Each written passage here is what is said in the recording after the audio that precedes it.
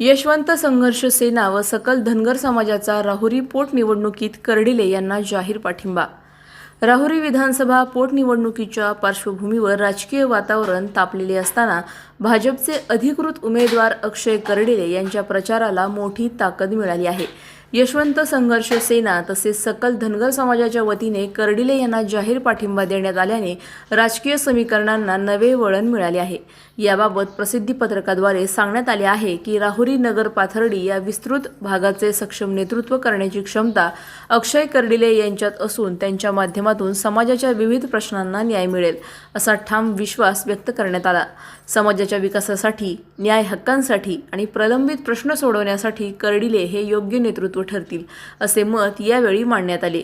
यशवंत संघर्ष सेना व सकल धनगर समाजाच्या या ठाम भूमिकेमुळे कर्डिले यांच्या प्रचाराला अधिक धार आली असून गावागावातून त्यांना वाढता प्रतिसाद मिळत आहे। विशेषतः धनगर समाजाचा मोठा पाठिंबा मिळाल्याने निवडणुकीत कर्डिले यांची बाजू अधिक मजबूत झाल्याचे चित्र दिसत आहे।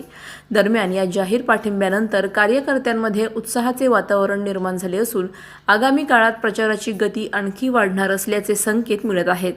विश्वास, विकास आणि नेतृत्व या त्रिसूत्रीवर भर देत कर्डिले यांच्या विजयाचा मार्ग अधिक सुकर होत असल्याची चर्चा राजकीय वर्तुळात रंगू लागली आहे। अधिक माहितीसाठी स्टार इंडिया 1 न्यूज पाहत रहा।